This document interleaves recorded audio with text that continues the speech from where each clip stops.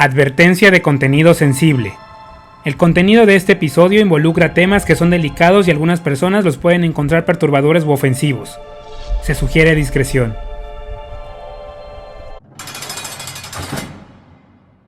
En el episodio anterior.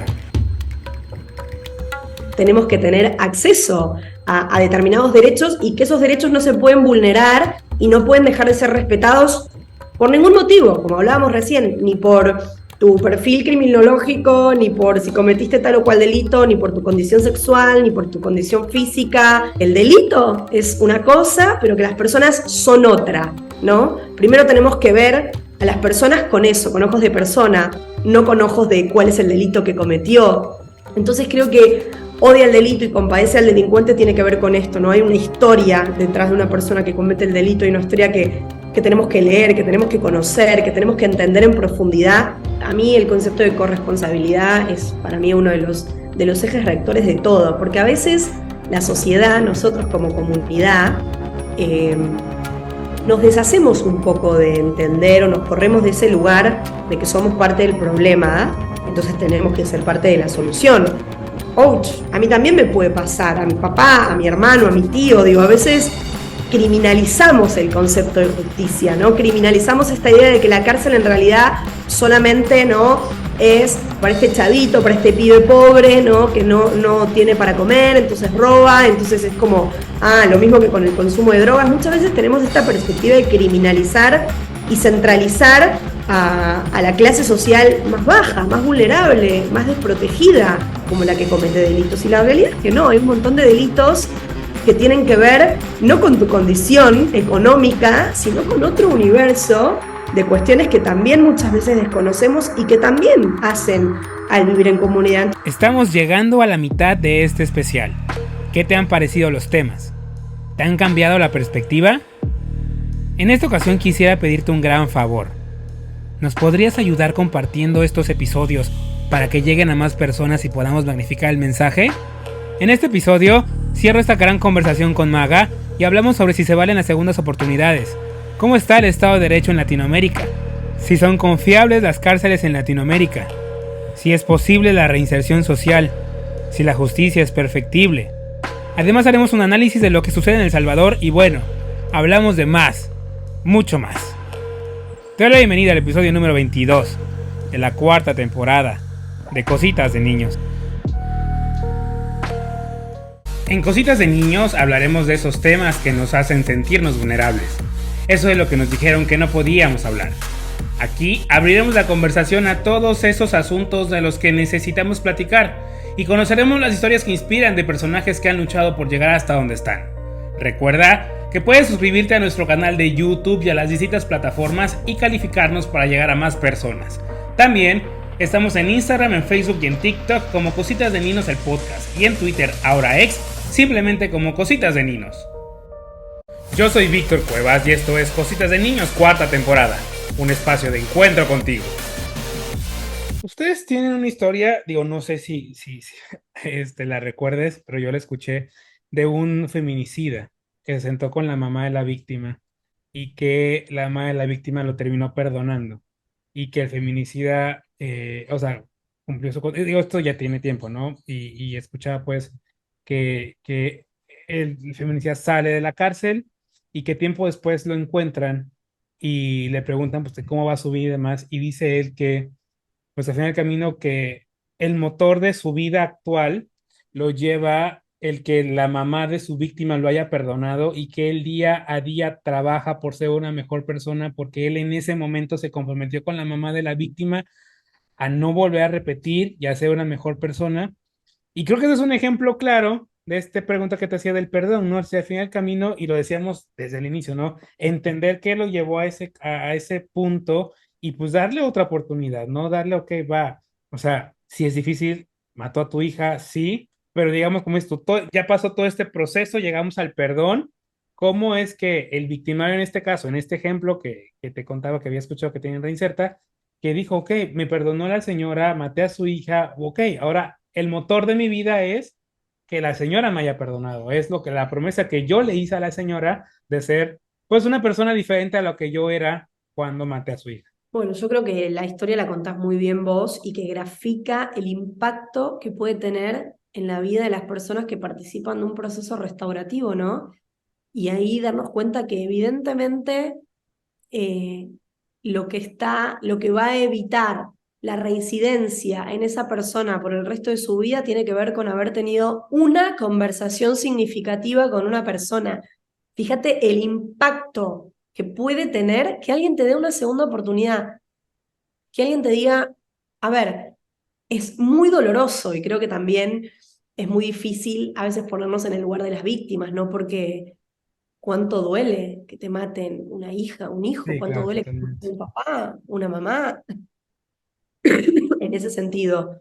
Entonces también son historias muy delicadas, son historias que requieren, como decíamos recién, mucho acompañamiento, pero fíjate el impacto increíble de que alguien te dé una segunda oportunidad realmente y que esa segunda oportunidad te acompañe durante toda tu vida porque dijiste, ¿sabes qué? Esto no está bien, lo que hice generó un daño y no lo quiero volver a hacer. Entonces hay muchas historias exitosas, hay muchas historias de fracaso, pero para mí es el camino que tenemos que transitar, una justicia mucho más humanitaria y una sociedad mucho más empática, sin dudas. Lo mencioné hace rato, el Estado de Derecho. ¿Cómo estamos en cuanto al Estado de Derecho en América Latina? Bueno, la verdad que yo creo que muy preocupante.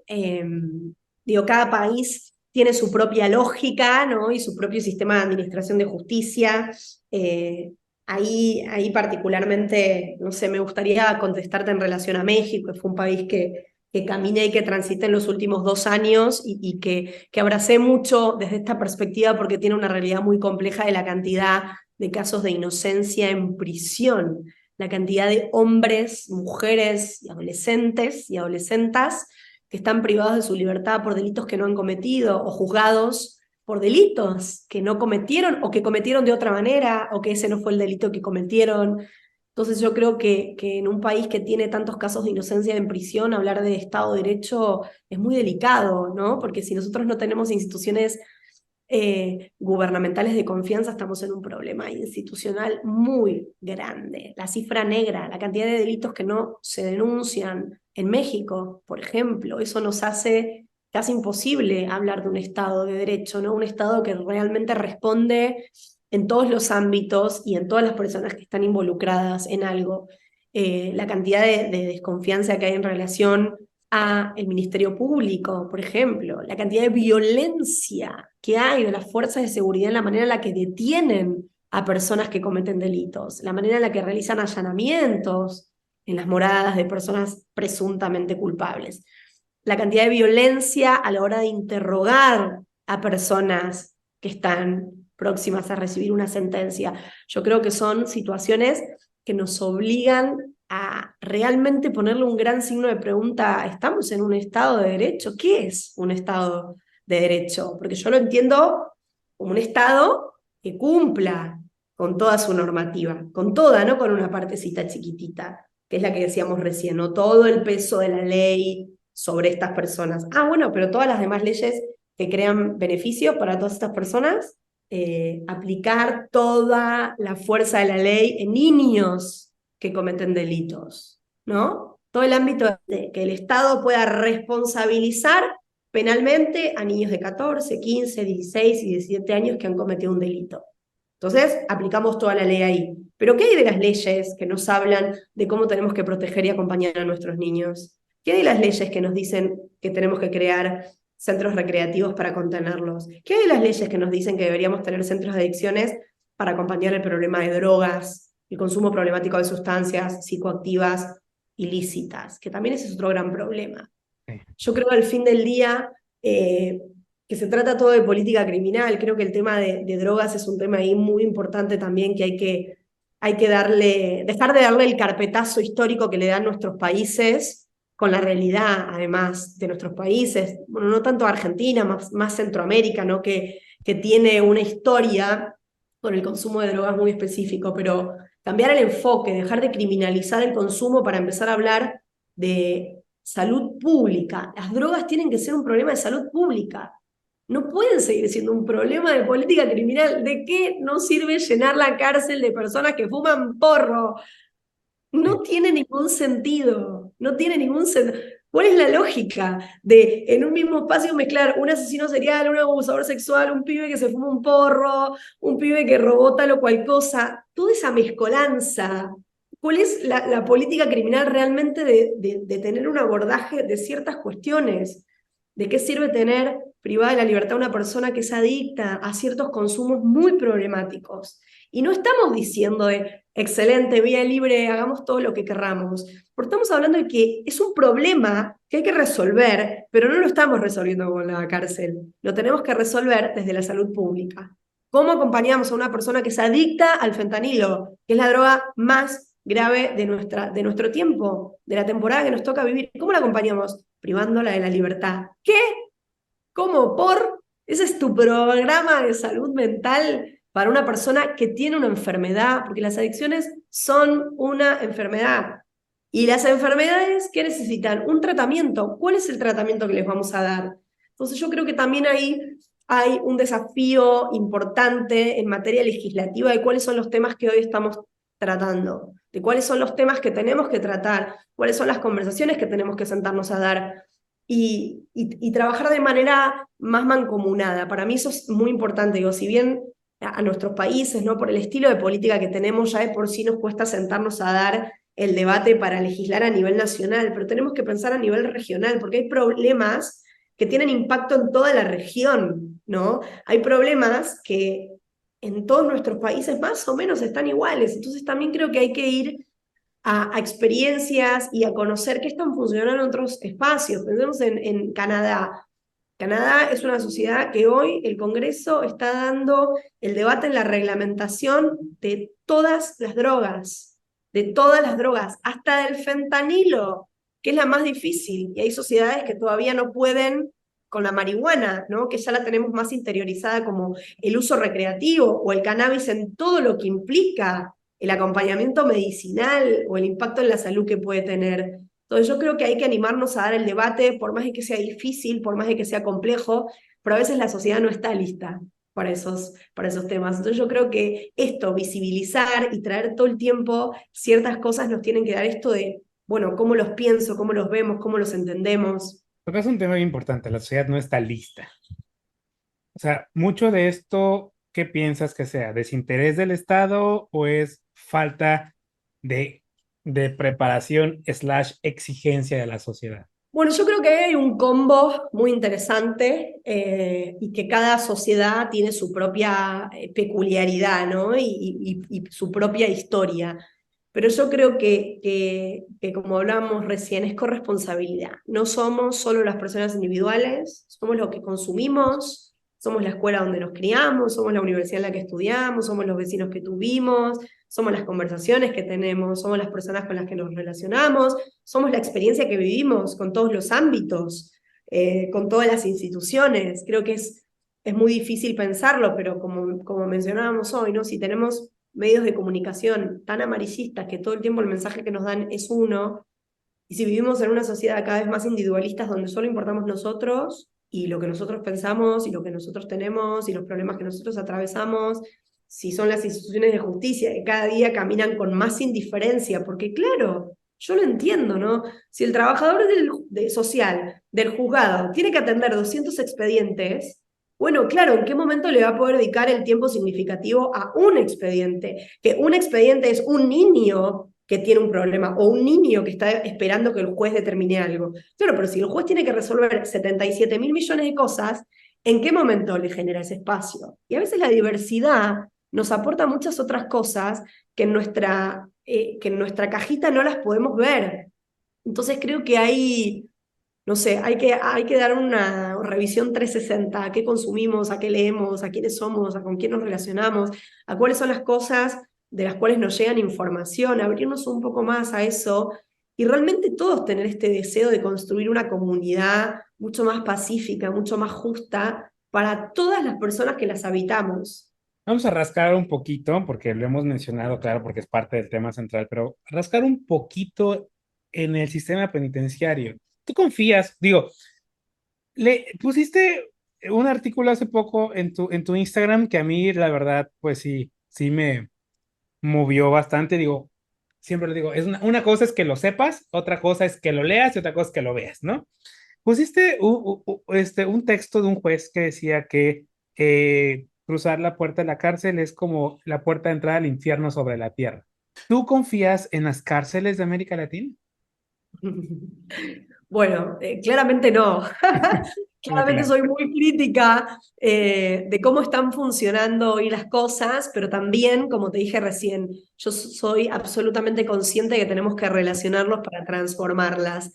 En este caso, yo hoy volví a Buenos Aires por ser parte nuevamente de la gestión pública, ¿no? De un gobierno que por primera vez en la historia, creo que de la provincia de Buenos Aires al menos, está poniendo como prioridad dentro de su agenda política las cárceles y estamos construyendo el plan de infraestructura penitenciaria más ambicioso de la historia. Entonces, soy muy crítica, pero también quiero construir. Entonces, creo que esa es un poco el balance que yo encontré, ¿no? Lo que uno ve tiene que tener la conciencia de querer transformarlo y mejorarlo, pero también ocupar los lugares significativos para hacer esa transformación y para decir, a ver, las cárceles hoy están como están, pero quiero hacer de las cárceles un lugar mejor. Quiero hacer de la cárcel un lugar que acompañe personas privadas de la libertad y no solamente personas privadas de la libertad, porque la cárcel atraviesa muchas otras, a las familias de estas personas, ¿no? A las esposas, a las abuelas, a los hijos, a las hijas. Son muchas las personas las que están en contacto con todo lo que implica la privación de la libertad. Entonces yo creo que en ese sentido hoy, como están funcionando nuestras instituciones penitenciarias, es imposible creer. Digo, puede haber más experiencias buenas que malas o más malas que buenas y cada unidad tiene su propia administración. A ver, creo que hay directores que están haciendo un trabajo increíble para que sus instituciones todos los días sean instituciones absolutamente respetuosas de los derechos humanos, de las leyes nacionales, de las convenciones internacionales, de nuestras constituciones nacionales. O sea, creo que de verdad hay gente que está luchando por transformar el mundo. Hay una frase de Galeano que a mí me encanta, súper utópica para la sociedad que nos toca vivir, pero dice algo así como que gente pequeña, en lugares pequeños, haciendo cosas pequeñas, se está transformando el mundo. Yo sí creo eso. Yo creo que no podemos hablar todavía de una transformación del sistema en general, pero sí creo que hay personas que están haciendo cosas increíbles, creo que hay funcionarios que están impulsando esfuerzos enormemente grandes e históricos para realmente romper con esta lógica, pero no nos olvidemos que esta construcción viene de años y años y años y años donde las cosas las entendimos de una manera. Entonces, cuando hay tantos años, no podemos cambiar las cosas en semanas o en meses, ¿no? Toca empezar a construir estas alternativas y esta manera de ver las cosas y de gobernar nuestras instituciones con otra lógica. Entonces, yo creo que es responsabilidad de nuestra generación. Yo creo que a nosotros nos toca cada día ser mejores profesionales. Hagamos lo que hagamos, te dediques a lo que te dediques. Creo que esta lógica de dar nuestro máximo esfuerzo para decir quiero construir una mejor sociedad implica esto, ¿no? Desde el empleado judicial que te revisa y te resuelve el trámite, hasta el señor que te atiende en el banco, hasta la actitud que tenés cuando te tomás un café y viene una persona en situación de calle a pedirte para comer. Yo creo que esa es la perspectiva que tenemos que implementar. Entonces, ¿creemos en este sistema? No, por cómo funciona hoy, pero creemos en que tenemos que cambiarlo y que tenemos que comprometernos a ser un mejor lugar de todas las instituciones, de todas las profesiones, de todas las sociedades. Entonces creo que es corresponsabilidad en todos los ámbitos, en el gubernamental y en el comunitario sin dudas. Trabajo en equipo. Una cosa es que querramos que suceda, que deseemos con el corazón que pase, pero ¿es posible la reinserción social? Mira, yo creo que obviamente que en el sistema, como lo tenemos hoy, pensar en casos exitosos de reinserción es muy difícil, ¿no? Eh, Primero por lo fundamental, una persona que ha estado en contacto con la ley penal privada de su libertad tantos años tiene un daño mental a su psiquis muy significativo, que es otra de las cosas que no hablamos. A veces pensamos en la reinserción como únicamente habilitación laboral, ¿no? Cuando las personas salen de la cárcel necesitan un trabajo.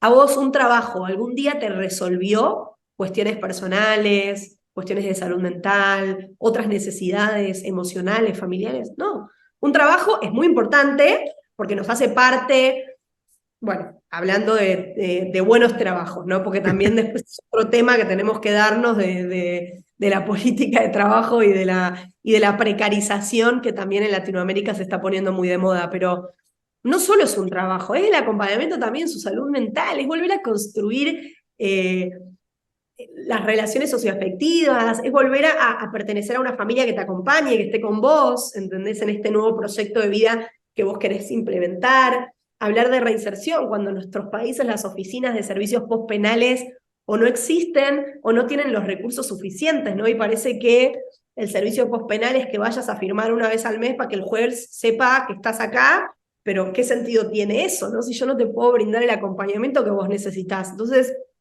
yo creo que la reinserción es una gran receta que tiene muchos ingredientes y que como vamos a graficar, ¿no? Si vos querés hacer una tarta y no tenés todas las herramientas y todos los ingredientes para hacer esa tarta, y esa tarta no te va a quedar tan bien como si realmente tenés todos, ¿entendés? Y ubicás todos. Y tenés el horno adecuado, el tipo de harina adecuada, la verdura que, no sé, por equipararla a un ejemplo de la vida diaria. Entonces, construir reinserción son muchos ingredientes, son muchas herramientas, pero la primera es cambiar la mirada.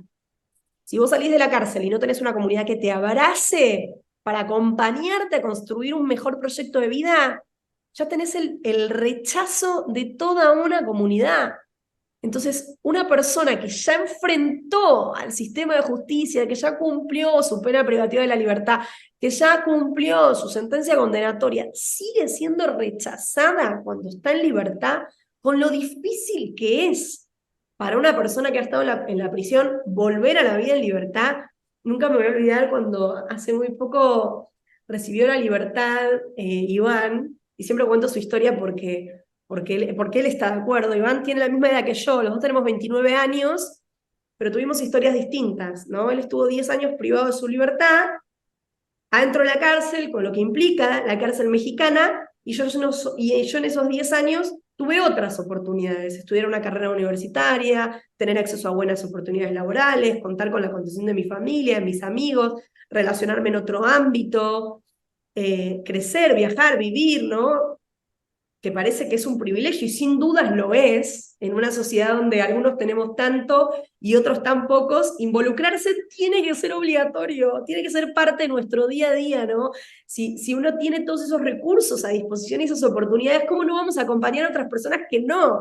Entonces yo quiero mucho a Iván, porque digo eso, ¿no? Con la misma edad, recién él, hoy a los 29 años, que acaba de salir en libertad, empieza a construir el proyecto de vida que quiere, pero perdió 10 años en la cárcel, 10 años enteros, donde tu día a día es un día a día muy hostil, es un día a día muy difícil en todos los sentidos. Entonces, volver a construir vida después de eso, siempre me acuerdo que la madrugada que lo fuimos a buscar, era increíble cómo él no podía graficar lo distinto que era todo: el aire, el agua, la comida, las personas, la calle, las luces.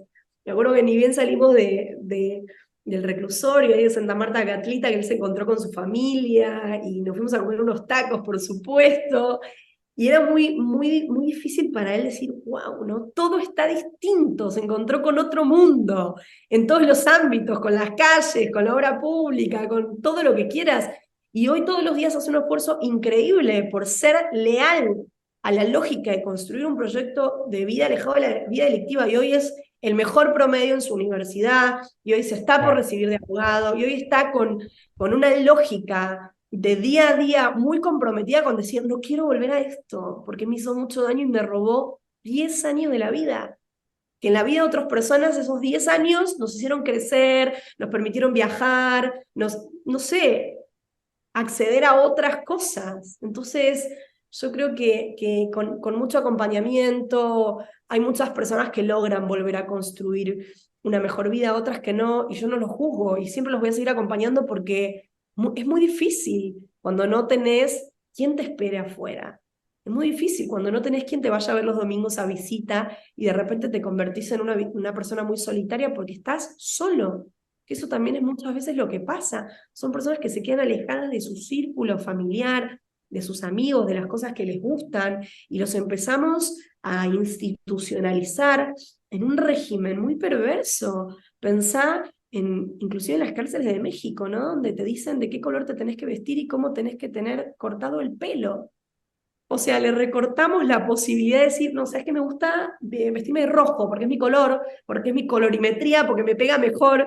Estoy haciendo un comentario muy superficial Sí, claro, que pero bueno, sacado de contexto sí, claro. probablemente genere, no, bueno, claro, ahora las activistas se preocupan por de qué color se visten las personas que tantos daños nos hacen. No, pero esta forma de institucionalizar va coartando la posibilidad de que las personas construyan su proyecto de vida realmente, su día a día, ¿entendés? Siempre pienso en las adolescentes privadas de su libertad.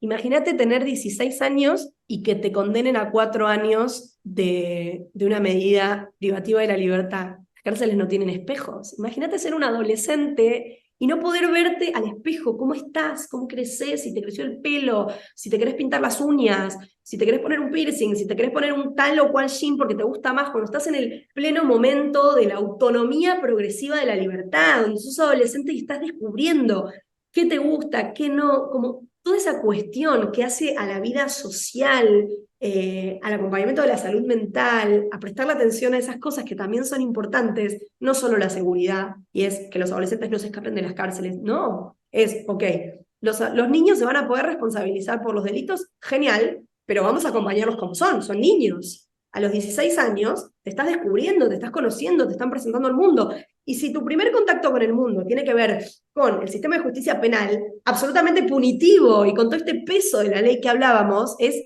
qué experiencia queremos, qué proyecto de vida podemos construir con estos adolescentes cuando reciban la libertad, si no les estamos dando herramientas de ningún tipo.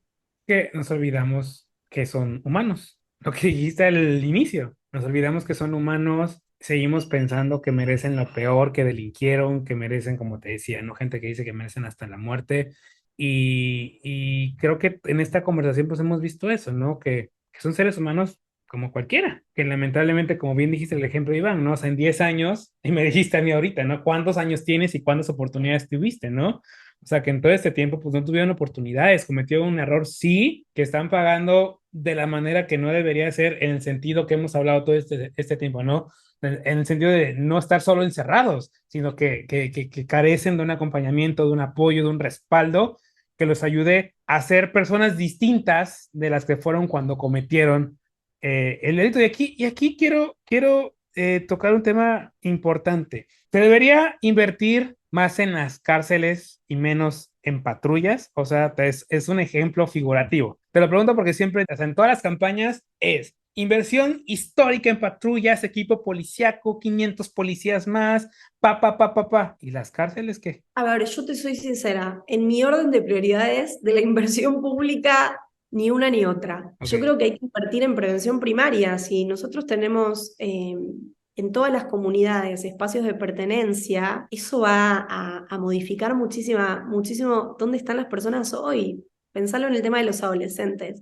Si vos en cada barrio tenés una comunidad que los abrace, que les genere este espacio, ¿no? de pertenencia, donde puedan desarrollar una actividad deportiva, una actividad artística, donde puedan conocerse y tener acceso a ciertos recursos que le permitan descubrir qué quieren hacer. Si tienen una escuela que no los excluya, porque otra es de las grandes cosas tiene que ver con eso, ¿no? Como muchas veces los servicios educativos frente a los adolescentes conflictivos es, no sabemos qué hacer con esto, no puedes venir más a la escuela, estás expulsado porque hiciste esto y esto y esto. Entonces, antes de pensar en más policías que persigan o en más cárceles para alojar personas que cometan delitos, tratemos de prevenir el delito, o sea, vayamos un paso antes.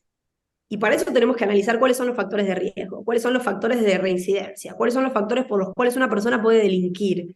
Entonces, cuando vos te parás en esa posición de ver cuáles son los problemas, te vas a dar cuenta que absolutamente casi siempre tienen que ver con la vulnerabilidad, y sin criminalizar la pobreza, pero siempre tienen que ver con la vulnerabilidad, con la exposición a ciertas situaciones de violencia, con ciertas situaciones de exclusión educativa, de familias muy conflictivas, de niños y niñas que se fueron a dormir muchas veces con hambre. O sea, tenemos que pensar cuáles son primero esos problemas que tenemos que resolver antes de seguir criminalizando.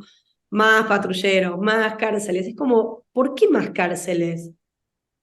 O sea, evidentemente que hay 3, 4, 5 veces más de gente que comete delitos que hace un tiempo. ¿Por qué las cárceles ya no nos dan abasto? Entonces, para mí hay que pensar mucho ahí en la prevención primaria porque lo que nos implica es posicionarnos en otro lugar, pensar que en vez de estar en la esquina de tu casa con tus amigos que pueden ser más o peor de mala influencia, consumiendo o cometiendo delitos, ¿por qué no pensamos en generar oportunidades, pero antes de que cometan un delito? ¿Por qué cada una de nuestras comunidades no tiene escuelas que no excluyan a nuestros niños, que los abracen? No nos olvidemos que uno de los principales motivos de deserción escolar tiene que ver justamente con estos adolescentes conflictivos, que la escuela no sabe qué hacer con ellos, entonces es como, no, no puedes venir más acá, porque viniste con un arma, o porque consumís droga, porque te portás mal. Bueno, pero necesitamos acompañarlos. La escuela tiene que tener un compromiso grande, pero ojo, yo sé que la escuela también es una institución que hace lo que puede con lo que tiene. Entonces, dotemos de los recursos técnicos necesarios a nuestras escuelas para que las escuelas sean instituciones que no solo eduquen, sino también nos permitan acompañar todos estos casos de mayor complejidad. Trabajemos con las familias, todas estas familias tan conflictivas, todas estas familias criminógenas, todas estas familias muy violentas muchas veces. ¿Qué podemos pretender de niños, niñas, adolescentes que se criaron con la violencia, que se criaron con golpes, que se criaron normalizando el abuso sexual infantil? No nos confundamos, 6 de cada 10 abusos sexuales infantiles se dan en casa, se dan con familiares o conocidos. Entonces, ¿qué voy a pensar yo del abuso sexual si me crié toda la vida siendo abusada sexualmente por algún familiar o por algún amigo de mi familia? ¿Qué concepción de la integridad sexual puedo llegar a tener yo? Entonces también pensemos eso, que los agresores sexuales en muchos casos también son estos niños que en algún momento nadie pudo ver que estaban siendo abusados sexualmente, Víctor, de la manera más aberrante que te imagines. Y sin justificar a ningún agresor sexual, pero entender las historias tiene que ver también quiénes son estas personas que hoy tenemos adentro de la cárcel. ¿Quiénes son? Son estos niños y niñas que se han ido a dormir con la panza vacía durante días ilimitados porque en casa no había para comer. Son estos niños y niñas que a los 8 años los agarraron de la mano y en vez de sacarlos a pasear, les enseñaron a salir a robar o a salir a pedir. Y nosotros con nuestra indiferencia no les queremos dar dinero. Pero bueno, comprémosle algo para comer, comprarles el mismo café que te estás tomando vos. Entonces, creo que son esos momentos previos a pensar en qué hacemos cuando la gente comete delitos. ¿Qué hacemos para que la gente no cometa delitos? ¿Por qué no creamos comunidades que tengan clubes, que tengan actividades deportivas, que tengan acceso a derechos, acceso al derecho de la salud, acceso al derecho a acceder a actividades deportivas, culturales, acceso a decir, tengo otras alternativas, además de juntarme a consumir paco o fentanilo en la esquina de mi casa? Entonces, creo que eso también se relaciona mucho con la pertenencia que necesitamos las personas. Cuando vos te sentís parte de algo, te sentís y compartís los valores de ese lugar. Ahora, si vos te sentís, si te dieron más pertenencia en una organización criminal que en tu escuela, ¿y dónde te vas a quedar? Si te prometen esta red de contención y de amigos y vení, vamos, y vamos a hacer esto y no sé. Entonces yo creo que necesitamos trabajar mucho más en la prevención primaria. Necesitamos patrulleros, sí, necesitamos cárceles, sí, pero trabajemos en prevenir que las personas cometan delitos, ¿no? Que no tengamos ninguna mamá que para darle de comer a sus hijos tenga que robar, y sin justificar el robo, pero que no tengamos ninguna mujer que para darle de comer a sus hijos tenga que ser cómplice del marido que vende droga en la casa, aunque ya te di mi opinión en relación a todo lo que tiene que ver con drogas, ¿no? Y la necesidad de solamente entenderlo en política criminal cuando se trate de perseguir a las grandes organizaciones, ¿no?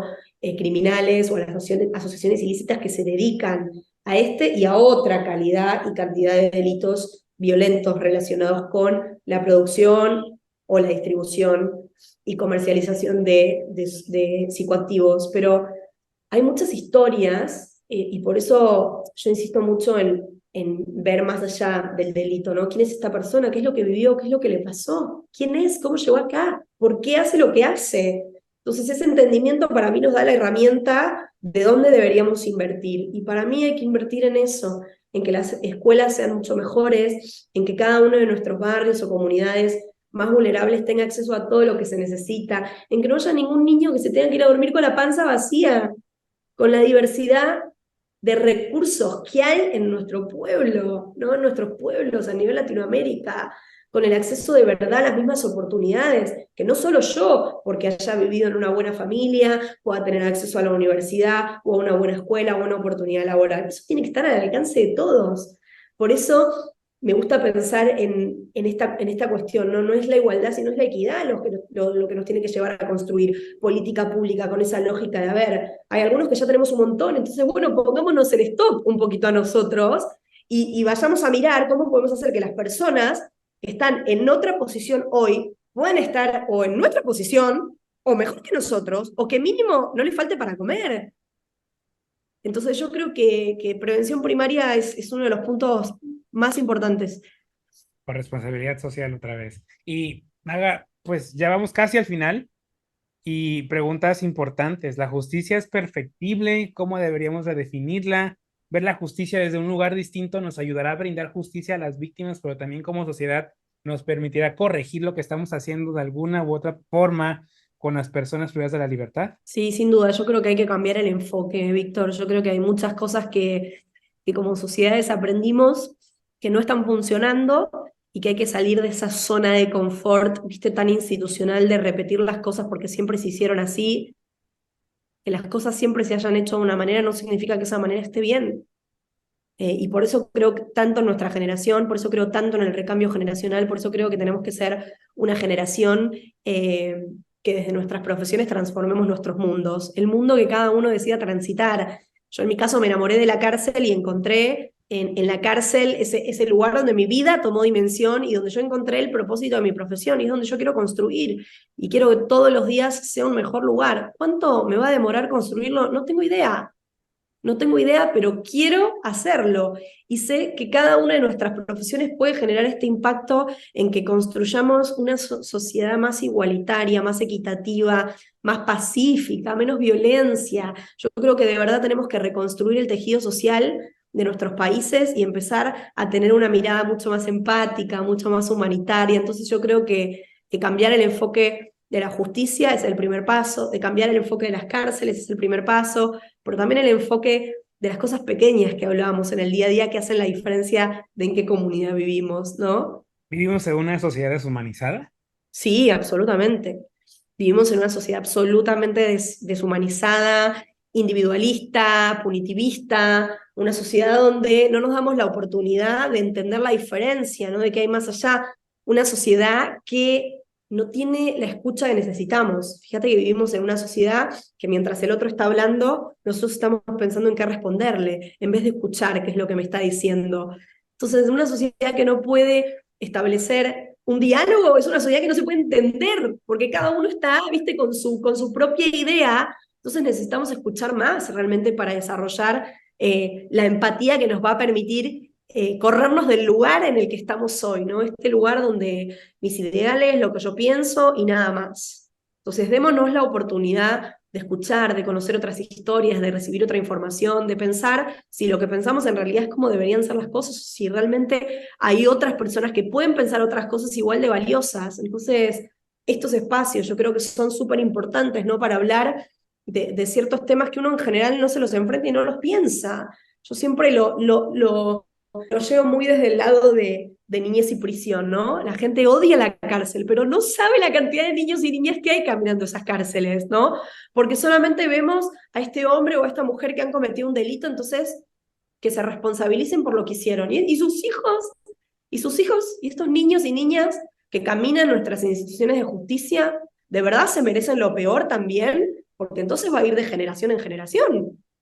Si nosotros no garantizamos instituciones conforme a derecho, que no solamente sirvan para las personas que están en conflicto con la ley penal, sino que también entiendan que hay otras personas que las están caminando y transitando, como la cantidad, la millonada de niños y niñas de Latinoamérica cuyo plan todos los fines de semana es ir a visitar a mamá o a papá privados de la libertad, es subirse a un transporte público, viajar muchas horas con dinero que muchas veces no tienen, llegar a un reclusorio, hacer una fila muy extensa, desde muy temprano.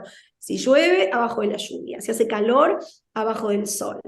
Para entrar, ser revisado, ser requisado de una manera violenta, muchas veces por el personal penitenciario que no lo justifico porque tampoco nunca les hemos dado las herramientas necesarias para que no solo piensen con ojos de seguridad, sino que también piensen con ojos de los niños están ingresando a la cárcel. Un niño de 6 años está recorriendo una cárcel. ¿Qué es lo que ve cuando entra a una cárcel? Entonces esas son las preguntas que muchas veces también tienen que ser disparadores para humanizar nuestras instituciones. ¿Quiénes las están caminando, no? ¿Quiénes están caminando nuestros juzgados de familias? Niños también. Entonces, creo que construir esta nueva sociedad tiene que ver con pensar en esto, pero para mí la manera siempre va a ser primero pensar en los más vulnerables, primero pensar en la gente que la está pasando mal, porque a veces no tiene ni para comer. Entonces, para mí ese tiene que ser el enfoque y siempre la lógica tiene que ser ampliar derechos, no restringirlos, no punitivizarlos, sino realmente decir, estamos caminando hacia lo positivo, pongamos la cabeza en eso, en cómo acompañamos mejor, no en cómo penamos más fuerte, ¿no? En cómo profundizamos la escala privativa de la libertad, para que encima de las cárceles nos sigan saliendo millones y millones y millones de pesos. Entonces eso también desde un enfoque de economía gubernamental, ¿no? ¿De qué nos sirve tenerlas llenas y llenas y llenas de personas, ni siquiera con los programas adecuados que deberíamos tener, sino con el enfoque correcto, ¿no? Ahorrar los recursos, distribuirlos de manera más estratégica. No sé, quizás uno lo dice y suena como muy simple y muy sencillo y parece que tenemos como el gran ideal de cómo tener el control. Simplemente creo que somos profesionales que aportamos nuestro punto de vista a un tema que nos preocupa, a un tema que abrazamos desde nuestra profesión y que soñamos con una Latinoamérica, con un sistema de justicia penal transformado, con absoluta perspectiva de género y con algo que vos decís que sin dudas, perfectible. Tenemos que caminar hacia eso, faltarán hacer cosas sin duda, todo el tiempo, pero todos los días caminar la profesión con los ojos de esto se puede mejorar, esto lo podemos hacer mejor, a ver qué podemos ajustar. Yo creo que esa es la lógica que nos hace no pararnos en el lugar de repetición, sino pararnos en el lugar de mejora continua. Un ejercicio rapidísimo y nada más tus 3 puntos rapiditos sobre el caso Bukele y El Salvador, que es el ejemplo más claro de todo lo que hemos hablado. O sea, según metió miles de maras, la gente está aplaudiéndole todo lo que hizo, metió muchísima gente a la cárcel, supuestamente el nivel de homicidios bajó, pero pues todo lo hizo pisoteando derechos humanos, violando el debido proceso. ¿Qué onda con eso? Bueno, yo creo que Bukele cometió un gran error y lo está cometiendo y ojalá que como a todos los dictadores en algún momento la historia lo juzgue. Y para mí cometió un gran error, pero desde estrategia, ¿no? Digo, yo creo que si él vino y asumió la presidencia de El Salvador, un país además muy querido y un país que acompañamos muchísimo los activistas, porque las organizaciones sociales están sufriendo, las personas están sufriendo lo que está pasando, ¿no? La prensa amarillista nos muestra como, wow, por fin alguien puso a todos los... Sí, Y ese justo. no es el concepto. Entonces, que compartamos legitimar la violación de otros derechos no nos interesa el Estado de Derecho. Solamente nos interesa el Estado de Derecho cuando nos conviene a nosotros. Claro. Pero cuando viene otra persona, no, ahí no, porque no se lo merecen. ¿Y quién establece que nos merecemos o no? Yo creo que cometió un gran error y lo está cometiendo porque si ya hizo toda esta inversión en infraestructura penitenciaria y en una nueva política de seguridad, ¿por qué no hacerla conforme a la ley? Digo, porque nosotros no creemos en que las personas en conflicto con la ley penal tienen que estar en una cárcel 5 estrellas, con un jacuzzi, con...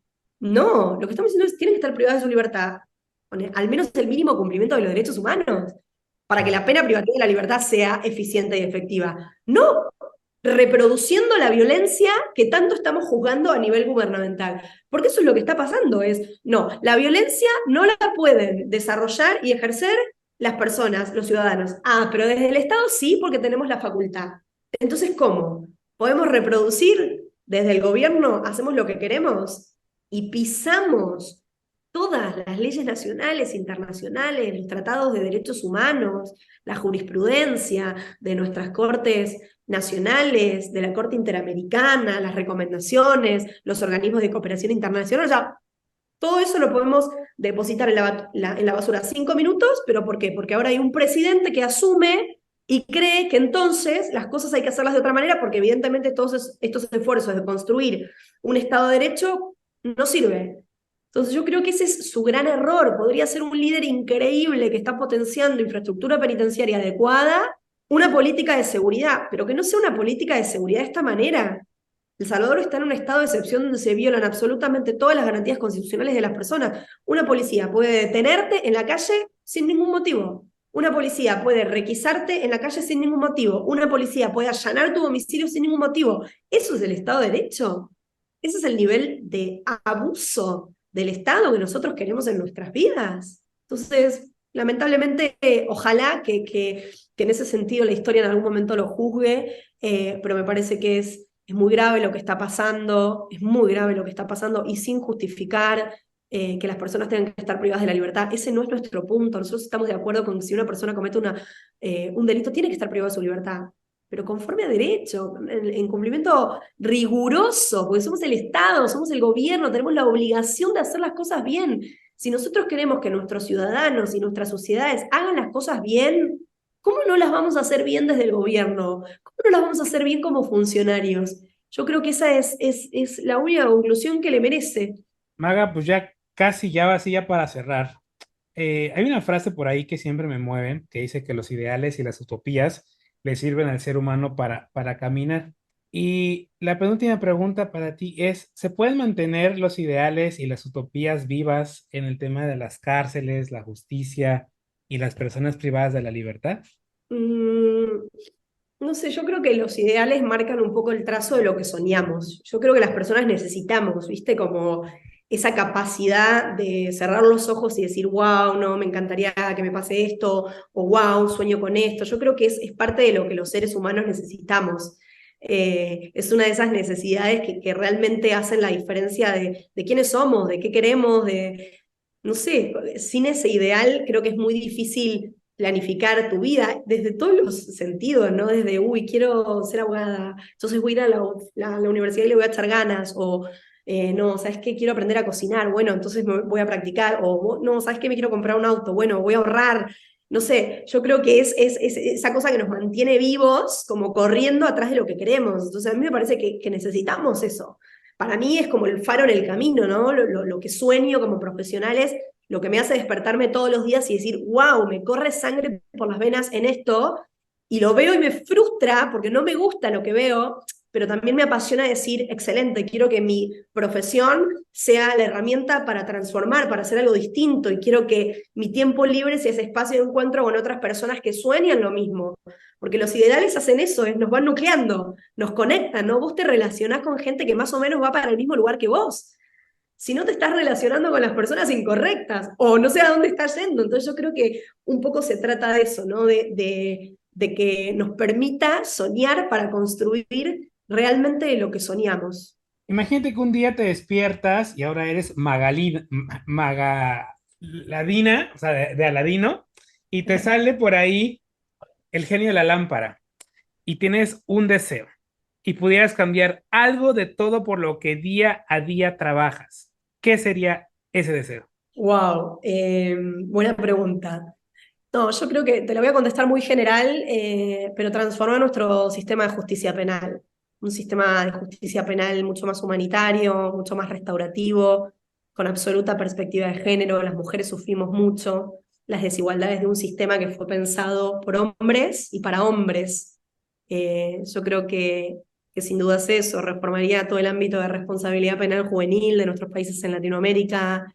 No sé, es muy amplio, pero sin dudas tiene que ver con transformar nuestra comunidad, que seamos una comunidad mucho más empática, que seamos una comunidad mucho más humanitaria, que nos preocupemos por las necesidades de los demás. No se puede vivir siendo indiferentes a las necesidades de los demás y estamos viviendo siendo así, y esa no es la manera correcta. Entonces yo creo que eh, no sé, pondría en reset cómo están las cosas hoy y las volvería a pensar y las volvería a construir y digamos, bueno, vamos con un play, pero distinto, ¿no? Como un gran stop para repensar un poco cómo están sucediendo las cosas y cómo serían mejores para todos, porque tiene que ser un ganar-ganar, Víctor, tiene que ser un ganar-ganar siempre. No podemos pensar que ampliar derechos tiene que ver con que yo estoy perdiendo, ¿no? Tenemos que salir de ese lugar de privilegio y decir, tiene que ser un ganar-ganar para todos y todas y que realmente las comunidades en las que vivamos sean comunidades más humanitarias y más igualitarias y equitativas para todos y todos, las que estamos habitando este momento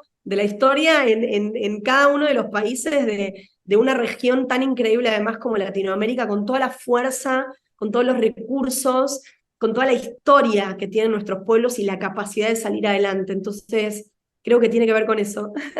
Maga, pues yo me quedo con muchas preguntas en el tintero, pues por el tiempo ya tenemos mucho tiempo y tú tienes cosas que hacer, pero te comprometo, de todo corazón te pido, si pudiéramos grabar otro episodio para hablar justamente de los jóvenes en conflicto con la ley, de las mujeres, también privadas de libertad, porque son temas que merecen, creo yo, una discusión aparte, una discusión muy específica, muy concreta. Ahorita era el tema de comprender todo este tema de derechos humanos, de personas privadas de libertad, el sistema penitenciario, para irnos abriendo, irnos cambiando el chip. Y Maga, pues te reitero, yo te admiro a ti, admiro tu trabajo. Hemos tenido en este espacio grandes activistas. En lo que haces tú es una cosa impresionante porque, como te decía, no, son temas que están tomando mucho auge, pero siguen siendo muy polémicos y te agradezco de verdad por tomarte el tiempo de venir aquí, platicar con nosotros, mostrarnos tu perspectiva, darnos el por qué sí deben cambiarse las cosas, por qué no debemos seguir con este pensamiento punitivista, con este pensamiento, pues yo creo que ya, pues un poco ya muy alejado de la realidad que vivimos. De verdad, gracias Maga por tu tiempo y un último mensaje. Bueno, muchas gracias a vos por crear estos espacios que para mí son tan importantes para que todas las voces sean escuchadas. Entonces, muchas gracias. Sin dudas va a ser un placer que hablemos de otro gran tema como esto, ¿no? La criminalización de nuestros niños, la responsabilidad de los adolescentes, las desigualdades de las mujeres. Así que feliz de que podamos conversar sobre eso. Y bueno, creo que mensajes ya dimos un montón, simplemente esto, ¿no? Aprender a mirar con la mirada correcta, darnos la oportunidad de ponernos un ratito los ojos o los anteojos, nos gusta decir a veces, y darnos cuenta de eso, que no podemos construir una comunidad que sea indiferente a las necesidades de los demás, y que para eso necesitamos trabajar todos y todas y abrazar la desigualdad y transformarla desde nuestras profesiones, abrazar con pasión lo que creemos y trabajar de verdad para construir la sociedad que todos soñamos, la sociedad en la que queremos que nuestros hijos y nuestros nietos vivan. Yo creo que se trata de eso, por eso me parece tan importante que creo que nuestra generación tiene esa responsabilidad de ponerle un stop a lo que vemos que está mal y hacer el esfuerzo necesario para transformarlo, hasta que todo sea como soñamos, hasta que cada cárcel sea como soñamos. Así que, Víctor, muchas gracias, te mando un abrazo enorme. ¿Tus redes sociales? @maga.hellhorn. Mi apellido es un poco extraño, pero seguramente acá lo mencionamos para Sí. que la gente quede por ahí. Sí, no, y Maga, de verdad, gracias, te admiro, mi admiración y respeto por tu trabajo y qué pelotas tienes para estar metida en las cárceles, porque no es fácil y creo que necesitas pues de muchas pelotas. Muchísimas gracias, Muchas Maga. gracias. Esto es Muchas Crónicas de gracias. Niños. Gracias por acompañarme en este episodio. En el siguiente hablaremos sobre personas desaparecidas. No olvides suscribirte a nuestro canal en YouTube y en Spotify y calificar con 5 estrellas y compartir este episodio para que el mensaje llegue a más personas.